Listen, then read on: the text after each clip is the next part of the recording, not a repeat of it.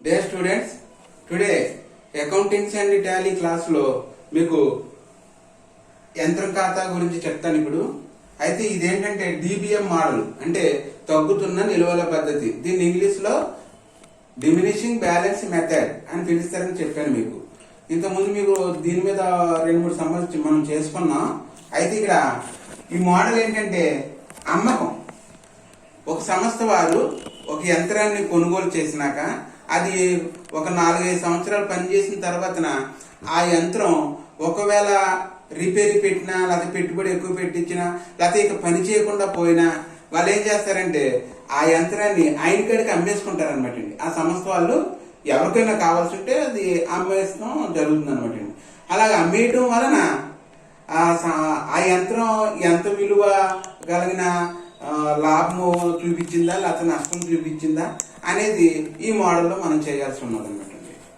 చూడండి, ఈ ఒక సమ చెప్తున్నాను మీకు దాని మీద. ఇది 1/1/2009లో కొన్నారు. ఎంత పెట్టుకున్నారంటే 12,000 పెట్టుకున్నారు. కొన్నదే సెకండ్ హ్యాండ్ కొన్నారు. అయితే ఇది రిపేర్ స్థాపించడానికి 3,000 రూపాయలు ఖర్చు పెట్టారు.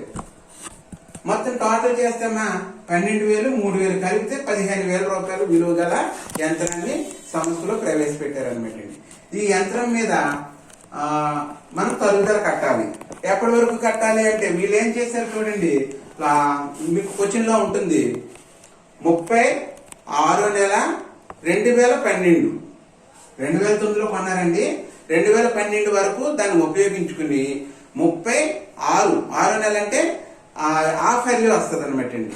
జూన్ 30వ తారీఖున అంటే ఒక సంవత్సరంలో సగం వరకు అనమాట అండి.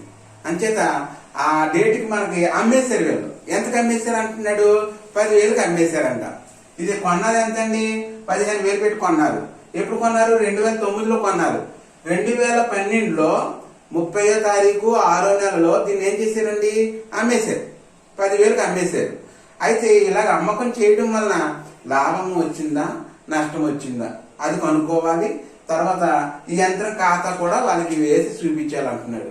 ఇదే మోడల్ ఈ లెక్కలోనే నేనేం చేశానంటే ఇంకొక అకౌంట్ కూడా ఉంటుందండి, అదే తరుగుదల ఖాతా. ఈ తరుగుదల ఖాతాను కూడా మీకు ఈ లెక్కలో నేను చెబుతున్నాను.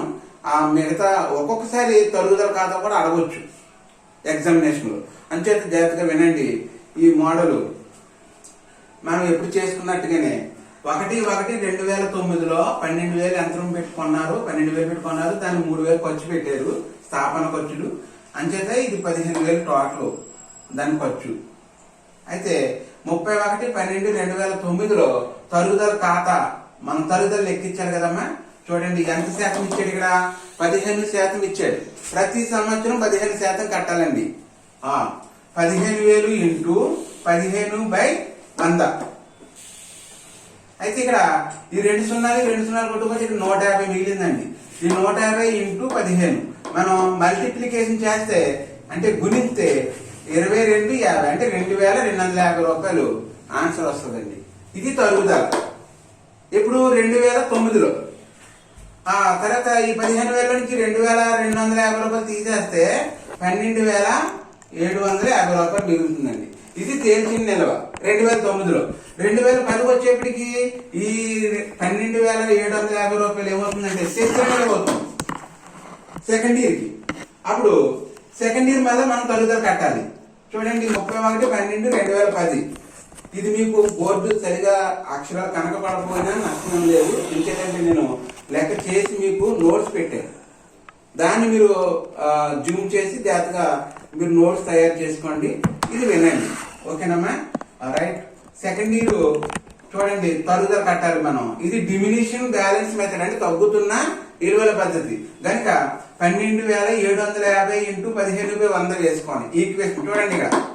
దీన్ని నేను ఈ సైడ్ చేశాను అంటే ఇక్కడ ఈ డిస్టర్బెన్స్ గా ఉంటది, కాస్త ఇబ్బందిగా ఉంటదని పక్కనే చిన్న పేజీ కింద మీరు కూడా ఇలాగనే దీన్ని కూడా చేసుకుంటారు. రఫ్ వర్క్ అంటారు దీన్ని. చూడండి 12,750 ఇంటూ 15/100. ఇక్కడ ఒక సున్నా కొట్టుకుపోతే 12/75 ఇంటూ 15. దీన్ని గుణించుకోండి.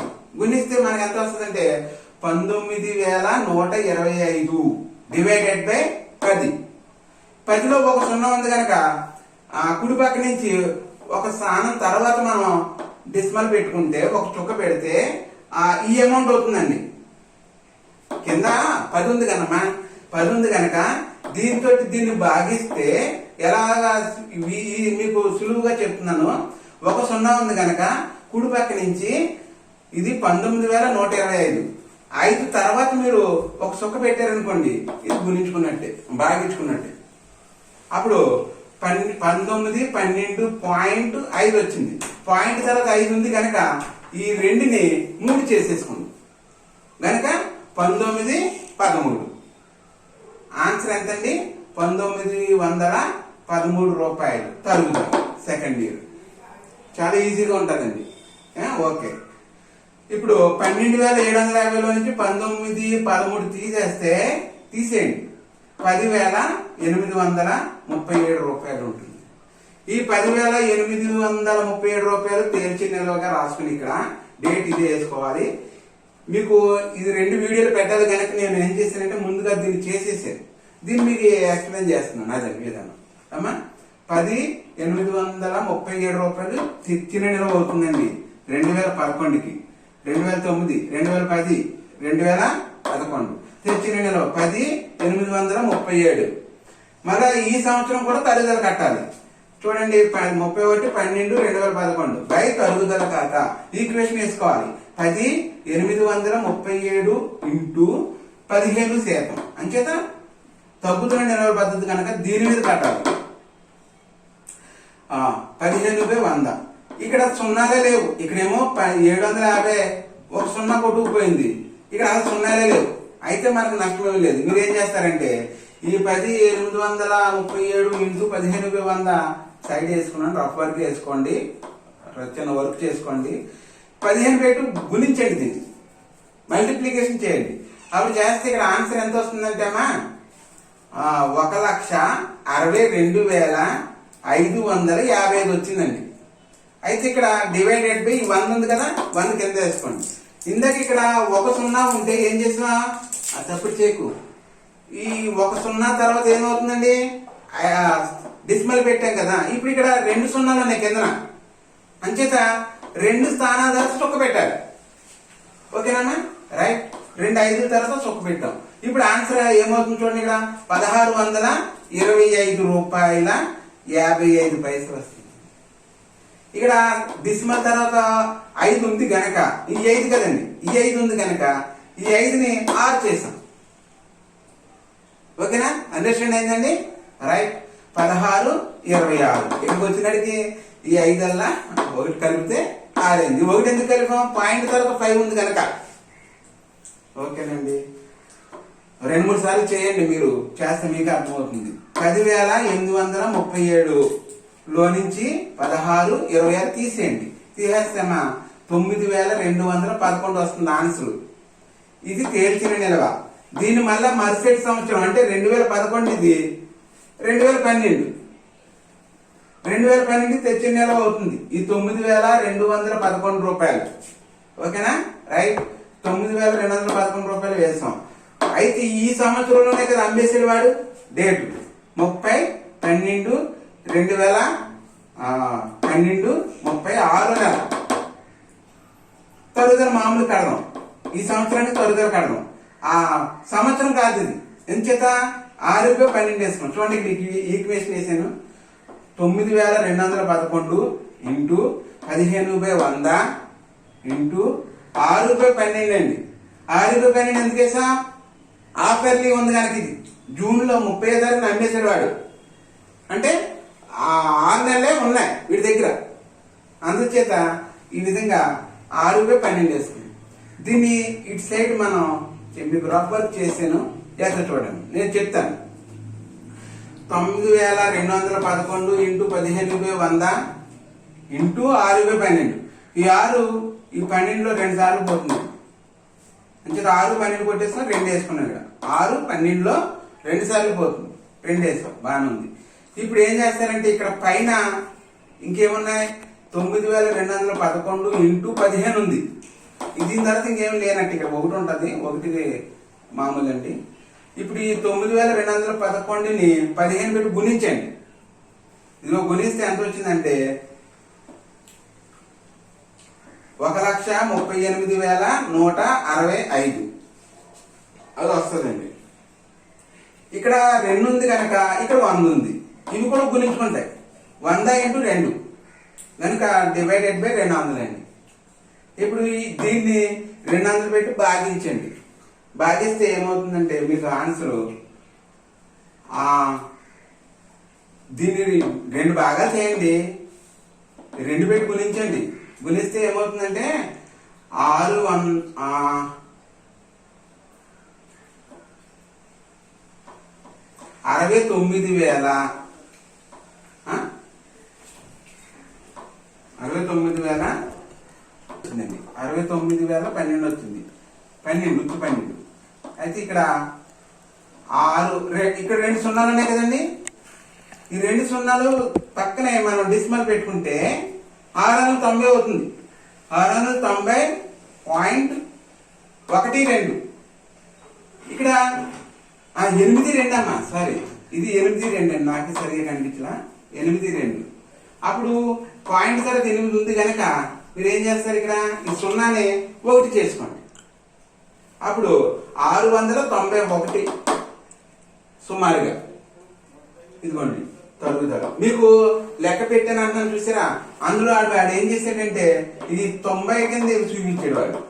నేను 1 కలుపుకున్నాను. ఇక్కడ మీరు ఈ విధంగా చేసినా పర్లేదు, లేకపోతే మీరు పెట్టిన లెక్క విధానం చేస్తానంటే అలాగే చేసుకుని ఇక్కడ పాయింట్ తర్వాత 8 వచ్చింది కనుక నేను 1 కలిపాను. మీకు అందులో టెక్స్ట్ బుక్ లో లెక్క పెట్టాను కనుక అదేమో 690 కింద చూపించాడు. ఇక్కడ నేను 691 వేసాను. ఇవి ₹1. ఎందుకంటే ఈ పాయింట్ తర్వాత 8 ఉందని చెప్తున్నారు వరుసగా. మీకు ఇక్కడ పాయింట్ తర్వాత 5 వస్తే 1 కలుపుకోవాలని చెప్తున్నాను కనుక ఇక్కడ కూడా 690కి 1 కలిపి 691గా నేను చూపించానండి. రైట్. ఇప్పుడు ఇది ఏం చేయాలి, మనం ఇక్కడ ఒకసారి ఆగిపోయి ఇక్కడ దాకా చేశాక ఆగిపోయి ఇప్పుడు వర్కింగ్ నోట్ అని కింద చూడండి. ఇక్కడ చూడండి, వర్కింగ్ నోట్ అని పెట్టుకోవాలి. ఎందుకంటే మరి లాభం వచ్చిందో నష్టం వచ్చిందో తెలియదు కదండి, అది చూపించాలి. ఓకే, చూడండి వర్కింగ్ నోట్ అని రాసుకోండి. తర్వాత ఈ పట్టిక ఇక్కడ క్లోజ్ చేసేసుకోండి. తర్వాత చూపించుకోండి. యంత్రం అమ్మకంపై లాభం నష్టం లెక్కింపు. ఒకసారి చూడండి అమ్మా, యంత్రం విలువ ఎంత? 15,000. తరుగుదల మొత్తం ఈ 15,000 తీసేయాలి. అప్పుడు అసలు అమ్మేటప్పటికి ఎంత ఉందో, ఆ యంత్రం విలువ ఎంత ఉందో తెలుస్తాడు. అలా తెలియాలి అంటే మనం ఏం చేయాలి, ఈ తరుగుదల అంతా కూడా కలపాలండి. మొత్తం 2009 ఏమో 22,50, 2010 ఏమో 19,13, 2011 ఏమో 16,26, 2011 ఏమో 16,26, 2012 డేట్ ఇక్కడ వేసాను చూడండి, 30/6/2012. అప్పటి వరకు ఎంత వచ్చింది ఇక్కడ మనకి? ₹691 వచ్చింది. మొత్తం ఈ 4 సంవత్సరాల తరుగుదల కట్టేస్తే కలుపుకుంటే 66,480 వచ్చింది. ఈ 15,000 నుంచి 6,480 తీసేసాను. తీసేస్తే 8,520 వచ్చిందండి. ఓకేనా? రైట్. ఈ యంత్రం ఎంత కమ్మాడు అని చెప్తున్నాడు వాడు? 10,000 కమ్మాడు అన్నాడు. 10,000 అమ్మితే 10,000లో నుంచి 8,520 తీసేయండి. తీసేస్తే అమ్మా ₹1,480 వచ్చింది. 1,480 అది లాభమా నష్టమా మనకి తెలియాలంటే ఇలాగ ఒక్కసారి ఆలోచించండి.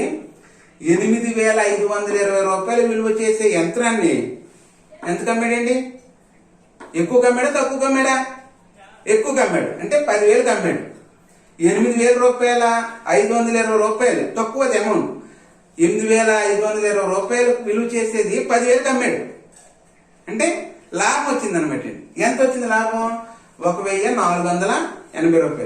లాభం అని మనకు అర్థమైంది కనుక లాభం ఎప్పుడు డెబిట్ లో రాయాలి. చూడండి, లాభం అనే రాకుండా లాభ నష్టాల ఖాతా అని రాసుకుంటాం. బ్రాకెట్ లో లాభం అని పెట్టండి, డెబిట్ వైపు. నాకు నష్టం వచ్చింది అనుకోండి, క్రెడిట్ లో రాయాలి. ఓకేనా? 14,80. ఇప్పుడు 10,000కి అమ్మేడు గనక కొన్నప్పుడేమో మనం ఏం చేసాం? డెబిట్ లో రాసాం, నగదు ఖాతా. అమ్మేడు కనుక ఏం చేయాలి? క్రెడిట్ లో రాయాలి. బై నగదు ఖాతా ఇదిగోండి 10,000. ఇది తరుగుదల. ఈ రెండు కలిపితే ఎంత వచ్చింది ఇక్కడ? 10,691. ఓకేనా? ఇప్పుడు ఇక్కడ మనం లాభం వేసం చూసారా? ఈ రెండు కలిపితే దీనికి సరిపోవాలి. అప్పుడు మనం చేసిన లెక్క కరెక్ట్ అని అర్థం. చూడండి సరిపోయింది. ఇక్కడ 9,211 ప్లస్ 1,480. ఈ రెండు కలిపితేమ్మా ఈ రెండు సమానం అవుతాయి. అంటే 10,691.